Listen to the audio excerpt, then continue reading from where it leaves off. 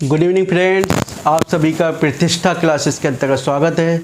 इससे पहले के वीडियो में हम लोग परसेंटेज एक्सरसाइज के अंतर्गत जितने भी नंबर ऑफ द टाइप्स के क्वेश्चंस बन सकते थे उन सभी क्वेश्चंस की हम लोग प्रैक्टिस कर रहे थे। उनके कंसेप्ट को समझा, उनके शॉर्ट ट्रिक को समझा। नंबर ऑफ द परसेंटेज के अंतर्गत अन्य मेथड जो एग्जाम में आते हैं, कई बार क्वेश्चन पूछे जाते हैं, उन मेथड को भी हम इस वीडियो के अंतर्गत कवर करेंगे। चलिए शुरुआत करते हैं हम।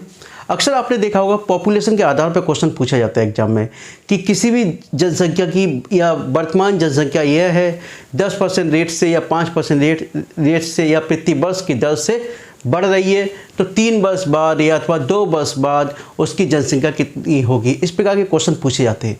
तो पहले हम इसके कंसेप्ट को समझेंगे, उसके शॉर्ट ट्रिक को भी समझेंगे।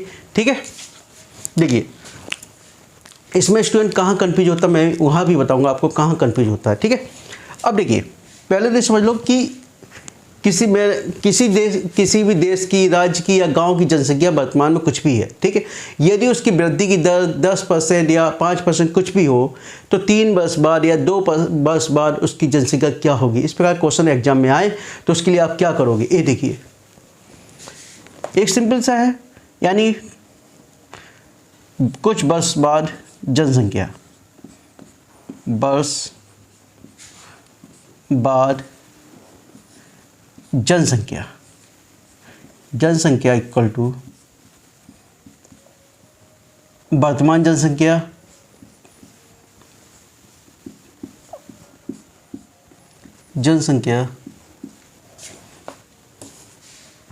संख्या 1 प्लस वृद्धि दर अपॉन 100 और ये समय। ठीक है, यही तो होता है। अब देखिए इस माना कुछ वर्ष बाद जो जनसंख्या है उसको हम ए से रिप्रेजेंट करते हैं। किससे रिप्रेजेंट करते हैं? ए से। और वर्तमान जनसंख्या को पी से, और 1 प्लस दर को हम आर से, और समय को हम एन से या टी से, जिससे आपकी मर्जी है उससे रिप्रेजेंट कर दो। ठीक है, इतना आगे समझ में।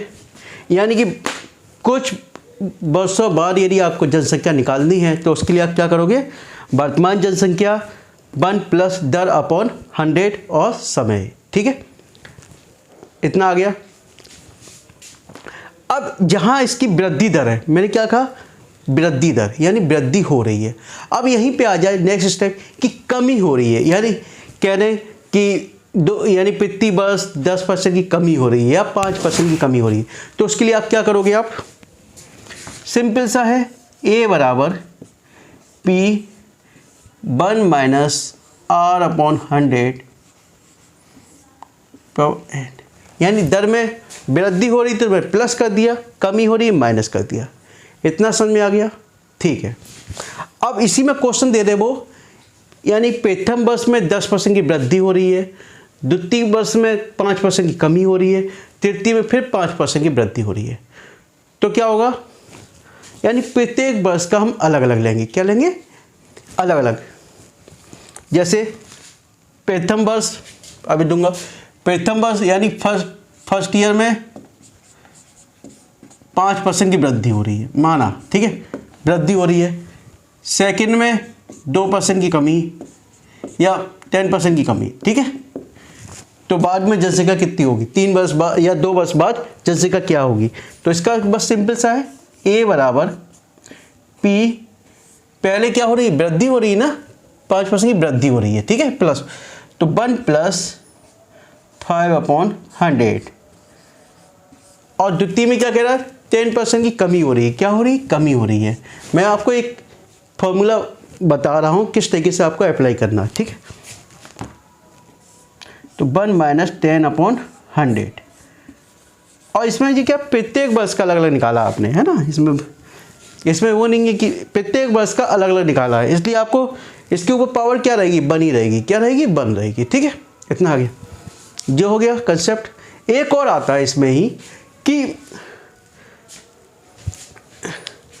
यानी कि इसमें जो 3 वर्ष बाद, यानी 2 वर्ष बाद 3 वर्ष बाद जनसंख्या का मैंने फॉर्मूला बता दिया। अब क्वेश्चन आता है कि 2 वर्ष पूर्व जनसंख्या क्या थी 2 वर्ष पूर्व जनसंख्या क्या थी, या 3 वर्ष पूर्व जनसंख्या क्या थी। इसी में स्टूडेंट मिस्टेक कर जाते हैं, ठीक है, निकालने में मिस्टेक करते हैं। किस प्रकार से क्वेश्चन का आंसर निकालेंगे, इसको फॉर्मूला किस प्रकार से अप्लाई करें, तो सिंपल से मैं आपको बताऊंगा। देखिए ये क्या थी, कुछ वर्ष बाद जनसंख्या, और ये क्या, कुछ वर्ष पूर्व जनसंख्या, यही तो है। आपने कहा 3 वर्ष बाद या 2 वर्ष बाद जनसंख्या कितनी होगी, तो जब बाद की बात आई तो आपने उनका मल्टीप्लाई कर दिया। जो रेट ऑफ यानी कि क्या है, जो दर है रेट ऑफ इंटरेस्ट, यानी दर है जो वृद्धि की या कमी की, उसका हमने जो वर्तमान जनसंख्या है उससे मल्टीप्लाई कर दिया, तो हमारी क्या आने वाले समय की क्या जनसंख्या निकल आई। लेकिन अब क्या रहा, यानी बीते हुए, यानी कुछ 3 वर्ष पूर्व जनसंख्या कितनी थी या 2 वर्ष पूर्व जनसंख्या क्या थी, तो मैं क्या करूंगा, जो वृद्धि हो रही थी जनसंख्या की, यदि उसी संख्या को उतनी ही, यानी कि उसी वर्तमान जनसंख्या से डिवाइड कर दिया जाए तो क्या होगा, उतने ही वर्ष पूर्व की जनसंख्या निकल आएगी। देखिए कैसे, इसके लिए क्या बना देंगे, P/1 + R/100 पावर n, ठीक है, 1 + R/100 की पावर n। इसके मैं सारे तरीके बताऊंगा, जिसके नंबर होते टाइप्स के क्वेश्चन जितने ही बन सकते हैं, उन सब क्वेश्चन को मैं कोशिश करूंगा इसमें कवर करने की, ठीक है। इतना आ गया, याद रखिए यहाँ क्या होगा, ये क्या होगी, अब कुछ वर्ष पूर्व जनसंख्या, कुछ वर्ष पूर्व जनसंख्या इक्वल टू P वर्तमान जनसंख्या अपॉन 1 + R/100 फॉर n, ठीक है। देखिए क्वेश्चंस करें अब।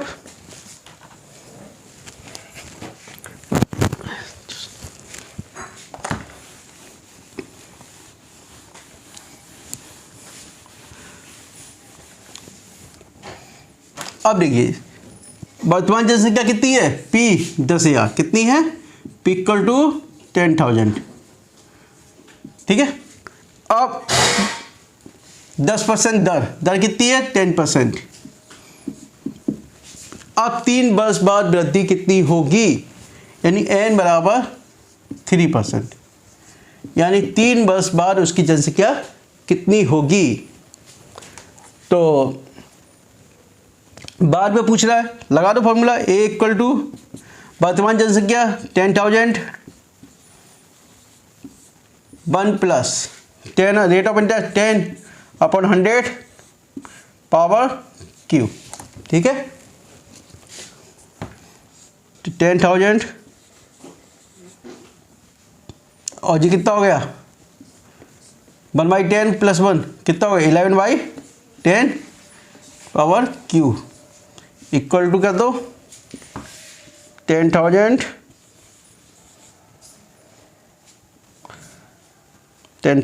और ये हो गया 11/10 और 11/10, 3 जीरो से 3 जीरो कैंसिल कर दिए, ठीक है। 11 इंटू 11 121 इंटू 11 कर दो, और जो 10 है इंटू 10 कितना आ जाएगा, 11 कम 11, 11 दूनी 22, 22 और 1 23, 11 कम 11 और 2 13, 13,310, यानी कितनी जनसंख्या हो गई, 13,310, ठीक है। कितनी जनसंख्या हो गई आपकी, 13,310 हो गई 3 वर्ष बाद।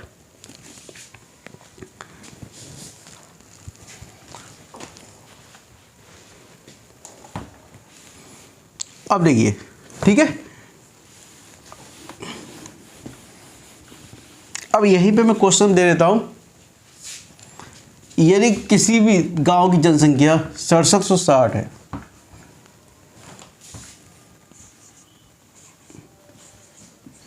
ठीक है, 6760 है, और 4% वार्षिक वृद्धि की दर से, 4% वार्षिक दर से बढ़ रही है, तो दो वर्ष पूर्व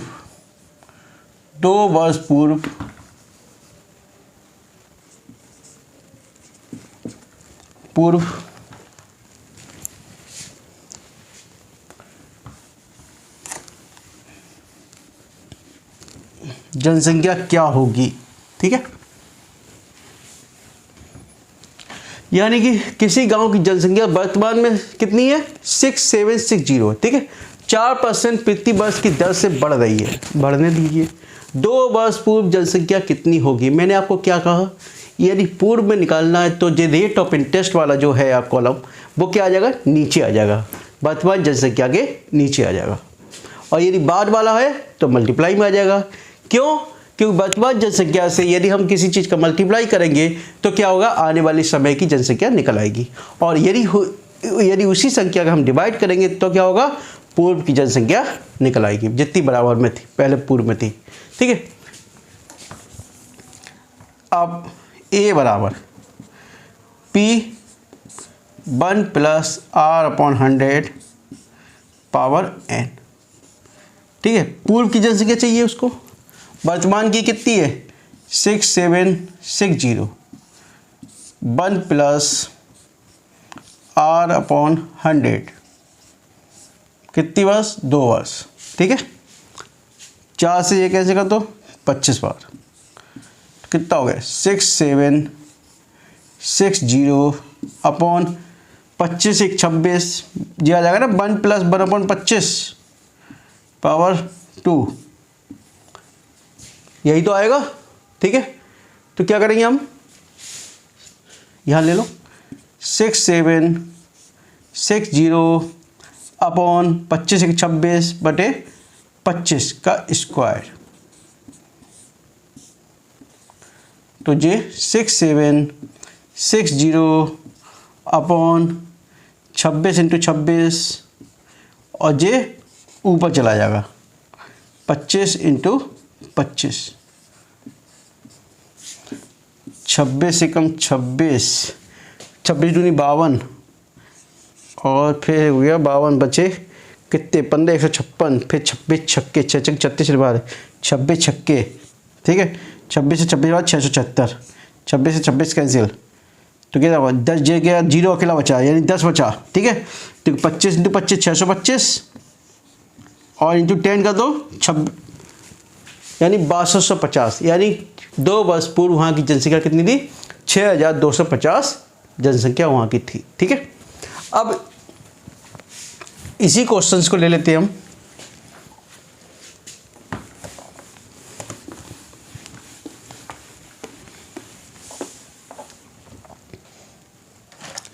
से घट रही है,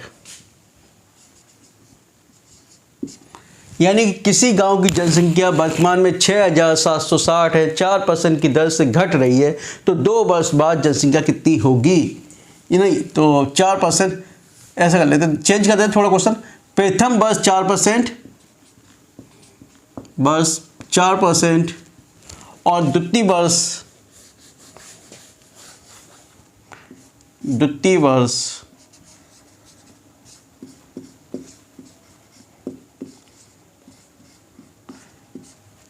5% की दर से घट रही है। ठीक है, तो 2 वर्ष बाद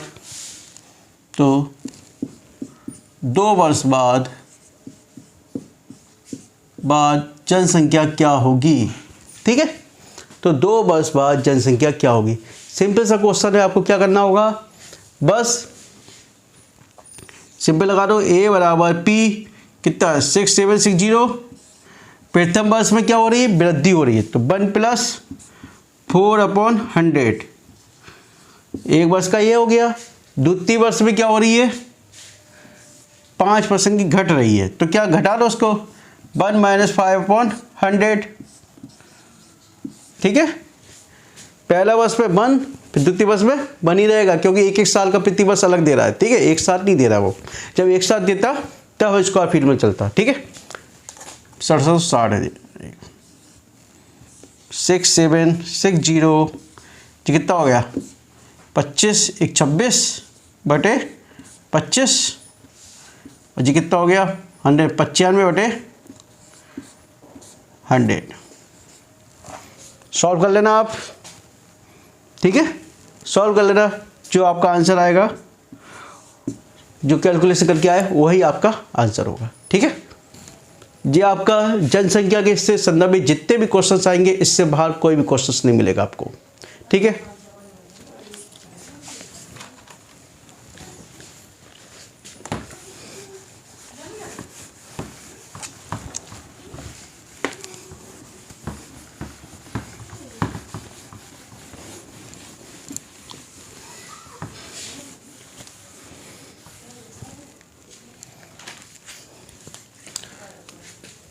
अब देखिए, अक्सर आपने सुना होगा मिश्रण के आधार पर क्वेश्चंस आता है। ठीक है, उसको भी देखेंगे हम कैसे आता है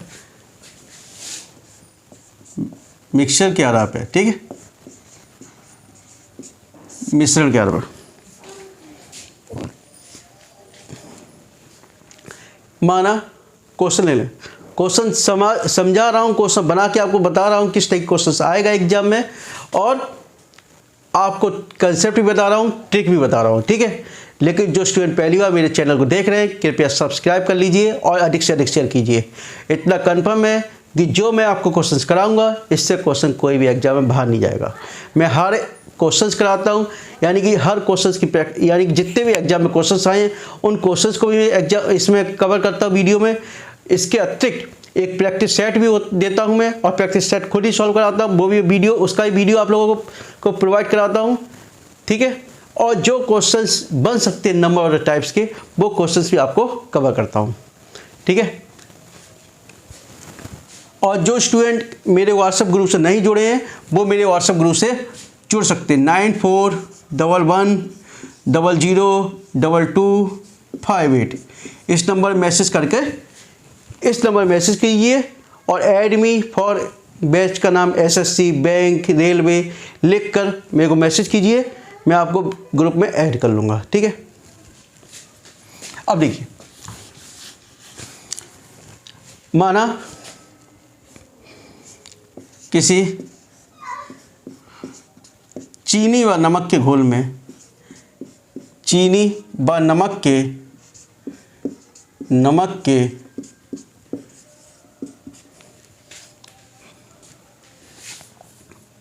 15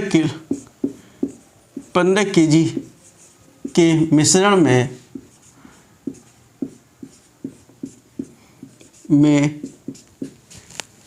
40% चीनी है।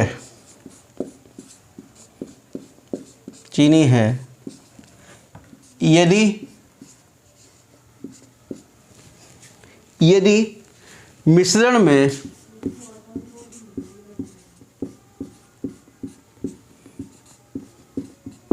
मिश्रण में 3 kg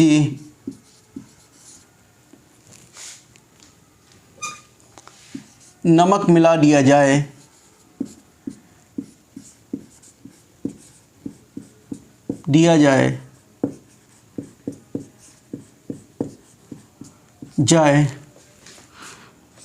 तो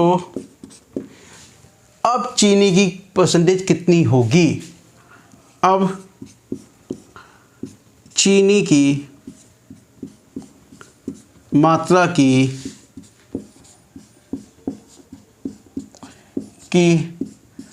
परसेंटेज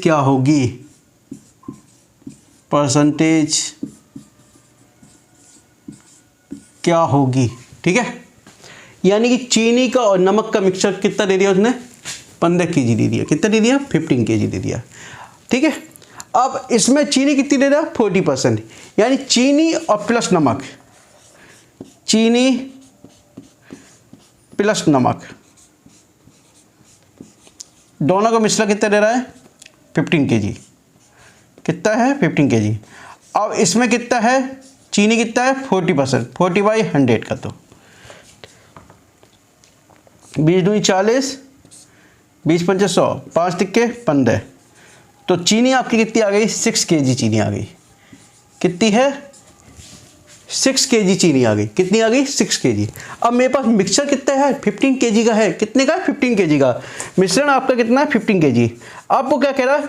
15 kg में ही नमक 3 kg और नमक मिला देता है। ठीक है, कितने नमक मिला रहा है? 3 kg मिला रहा है। ठीक है, नमक की जगह हो सकता है वो क्या कह रहे हैं, यदि 15 kg में और मैं 3 kg मिश्रण मिला दूँ, यानी कि चीनी और नमक को मिला दूँ, ठीक है, या कह दे 3 kg का मिश्रण मिला दूँ, या चीनी और नमक को मिला दूँ, या नमक को मिला दूँ, या केवल चीनी को मिला दूँ, ठीक है। तो 15 + 3 कितना हो गया, 18 kg। अब मिश्रण कितना हो गया, 18 kg। अब वो क्या कह रहा है, 18 kg में चीनी का कितनी परसेंटेज है, किसकी, चीनी की, किसकी, यानी कि चीनी कितनी है 6 kg, और अपने पास टोटल कितना है 18, यानी चीनी की परसेंटेज निकालनी है। मैंने क्या कहा, जिसकी परसेंटेज निकालनी है उसे रख दो ऊपर, और जिस पर से निकालनी है उसे रख दो नीचे, इंटू 100। तो 6 × 18 क्या आ गया, 33 सही 1/3%। कितना हो गया, 33 सही 1/3%, ठीक है।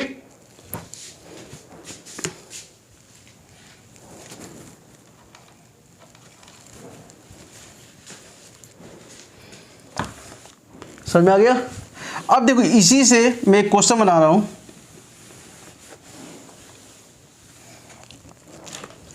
किसी चीनी और नमक के मिश्रण में 40% चीनी है, ठीक है, ये आपको दे दिया उसने। अब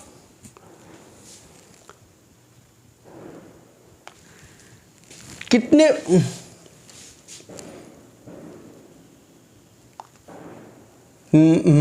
चीनी और नमक, एक मिनट, किसी चीनी व नमक के 15 kg में मिश्रण 40% चीनी है। अब नमक यानी कि कितने परसेंटेज नमक मिला दिया जाए,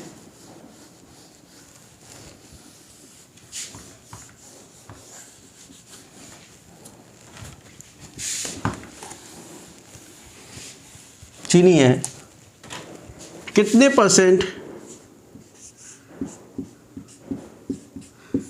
नमक मिला दिया जाए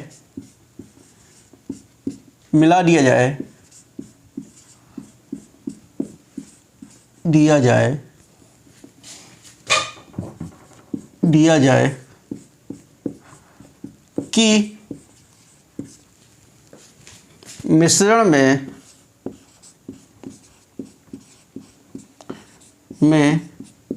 60% नमक हो जाए,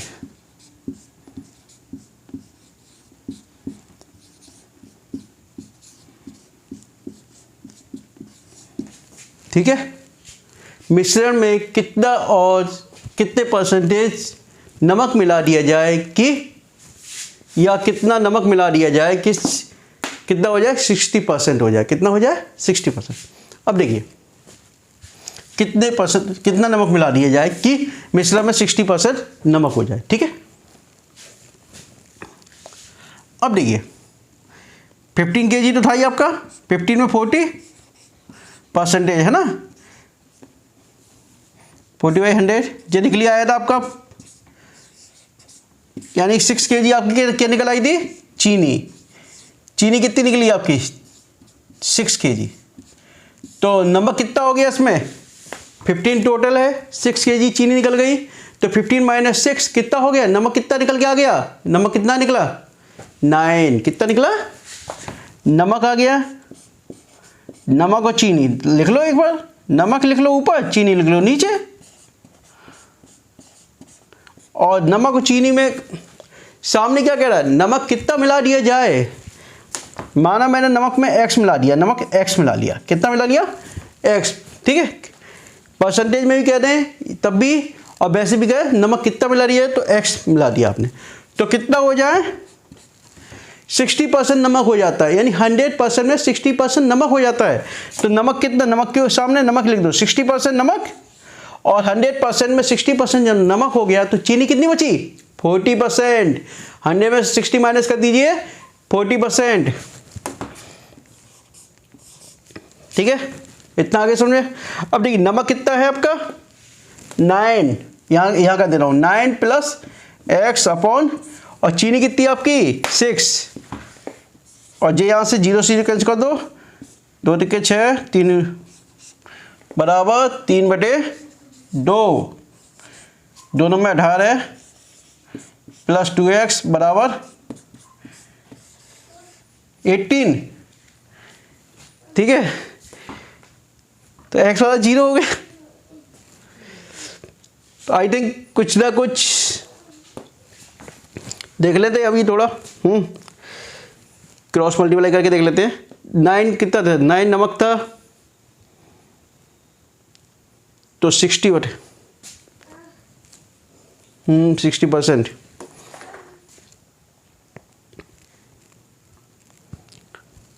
चलो एक मिनट, 18 देखो नमक 9 है, 9 प्लस एक्स अपॉन 6 चीनी है, ठीक है। 9 2x 18 प्लस 2x 18। अब देखिए 2x इक्वल टू 18 माइनस 18 0, यानी x में यानी कि कितने परसेंट नमक मिलाया जाए, 0%। देखिए अब क्यों ऐसा आंसर 0 आपका क्यों आया, ये भी तो मालूम होना चाहिए 0 क्यों आया। 0 इसलिए आया कि 15 में से जब आप 40% चीनी थी, 15 में से 14% चीनी 40% चीनी थी, क्यों, तो वो छिड़ गई। तो 60% तो पहले से नमक था उसमें, कितना था, 60% पहले से उसमें नमक था, क्यों, 15 इंटू 60% की आपने तभी तो 9 आया। यानी 15 का 60% निकालोगे तो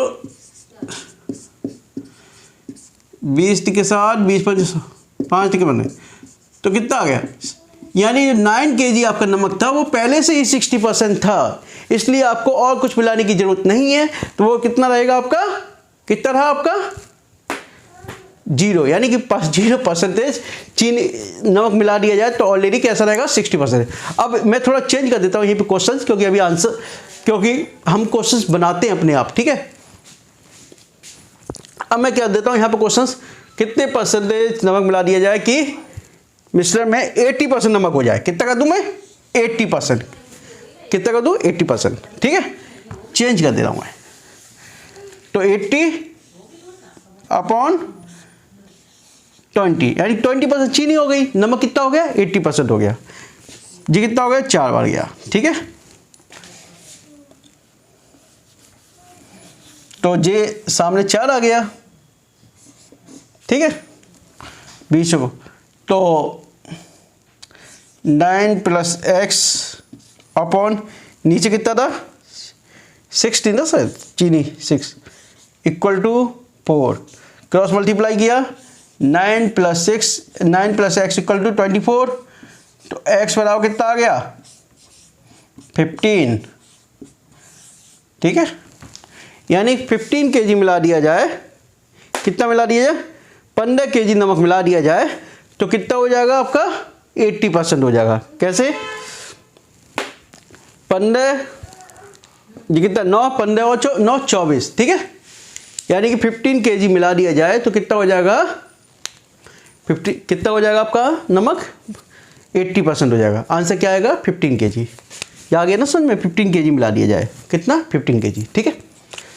इस टाइप के क्वेश्चंस, अब वो क्या इसी टाइप के क्वेश्चंस में वो कह रहे कि मिश्रण में कितने नमक निकाल दिया जाए, कितने परसेंट नमक निकाल दिया जाए, कितने परसेंट नमक निकाल दिया जाए कि मिश्रण में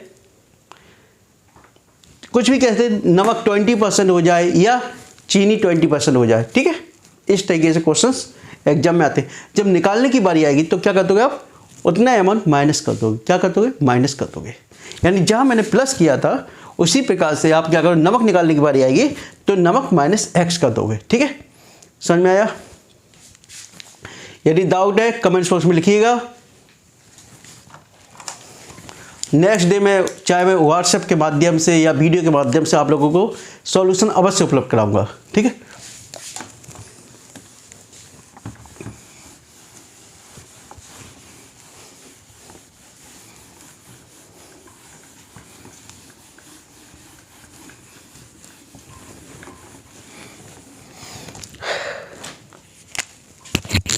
क्वेश्चंस, अब देखिए नंबर्स के आधार पर भी क्वेश्चंस एग्जाम में आते हैं, नंबर के आधार पे, यानी संख्याओं के आधार पर भी क्वेश्चंस, जब परसेंटेज वाले क्वेश्चंस आते हैं तो कैसे करते हैं उसको देखो। माना क्वेश्चन दे रहा हूं, कोई क्वेश्चन, माना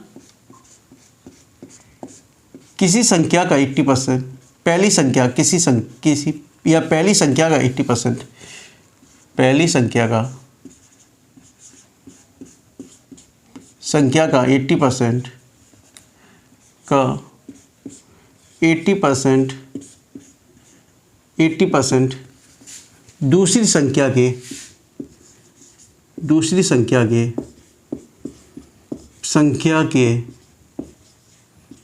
50% के बराबर है,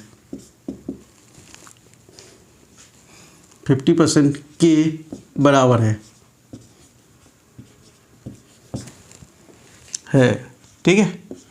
यदि दूसरी संख्या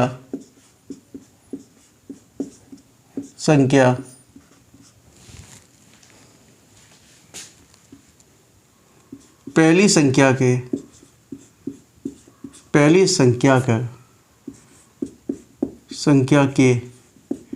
x% के बराबर, x%, ठीक है। पहली संख्या के x% x मान परसेंट के बराबर है तो x का मान बताइए, x का मान ज्ञात करो।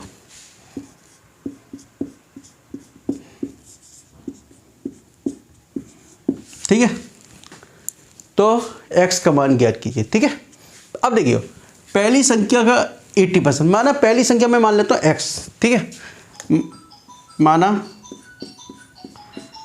प्रथम संख्या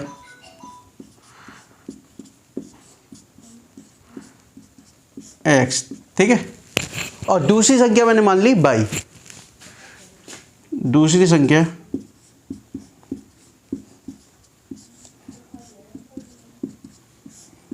y, ठीक है। पहली संख्या का x 80%, अब क्या कह रहा है, पहली संख्या का 80%, तो पहली संख्या x मान ली, इसी का 80% कर दो भाई।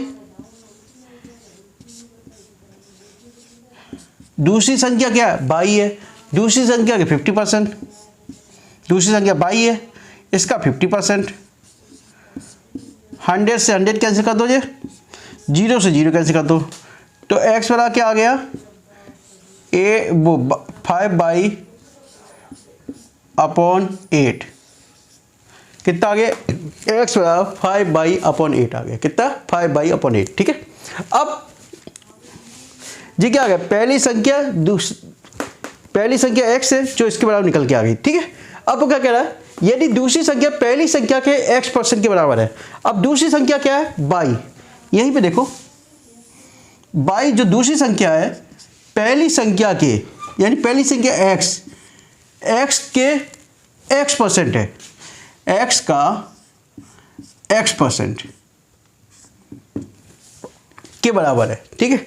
x पहली संख्या मैंने x मान ली थी, उस या आप एक कुछ भी मान सकते हैं, a b वगैरह, तो x का x% के बराबर है, ठीक है। तो x का मान चाहिए, x का मान आपको चाहिए, ठीक है। तो मैं पहले का जो y है ये आपका, तो x का मान कितना है, 5/8, कितना है बेटा, 5/8, पहली संख्या 5/8 है, का मतलब मल्टीप्लाई, ठीक है, x/100, ठीक है। y से y कैंसिल कर दो, y से y कैंसिल कर दिया, ये कितना हो गया, 5 से 20, 20 अट्ठे 160, तो x की वैल्यू कितनी आ गई, x बराबर 160, कितनी निकल के आ गया, 160, ठीक है। जो आपके परसेंटेज के अंतर्गत जितने भी नंबर और टाइप्स के क्वेश्चन हो सकते थे, उन सभी क्वेश्चंस को मैंने कवर कराया, सारे क्वेश्चन, इससे 101% कोई भी क्वेश्चंस आपको बाहर नहीं मिलेगा, सारे क्वेश्चंस इसी के अंदर आएंगे, चाहे आपका CSET का एग्जाम हो, चाहे CPO का एग्जाम हो, चाहे SSC CGL हो, चाहे SSC CHSL हो, यूपी पुलिस हो, रेलवे हो, कोई सा भी एग्जाम हो, इससे जितने भी मैंने नंबर और टाइप्स के मेथड कराए हैं, उन क्वेश्चन से बाहर कोई क्वेश्चन नहीं जाएगा। इसके अतिरिक्त जैसा मैंने आपको बताया मेरा पढ़ाने का तरीका है, पहले मैं क्या कराता हूँ, आपको कंसेप्ट कराता हूँ, शॉर्ट ट्रिक कराता हूँ, उसके बाद जो अभी तक क्वेश्चन एग्जाम में आए हैं उन क्वेश्चन को भी मैं कवर करता हूँ। अब जो क्वेश्चन अभी तक एग्जाम में आए हैं वो मेरे नेक्स्ट वीडियो में आपको प्रैक्टिस के साथ आपको मिलेंगे और इनको मैं खुद सॉल्व कराऊंगा आपको। ठीक है, जो स्टूडेंट पहली बार मेरा वीडियो देख रहे हैं कृपया चैनल को सब्सक्राइब कर लीजिए और अधिक से अधिक शेयर कीजिए। हो आप लोगों के साथ मेरी आप लोगों को एक ही समस्या आ रही मेरे साथ कि मुझे थोड़ा लिखना पड़ता है, लेकिन समय के साथ साथ मैं डिजिटल बोर्ड पे जल्दी से जल्दी आऊँगा, इतना मेरे आपसे वादा है। ठीक है, okay, thank you, good night.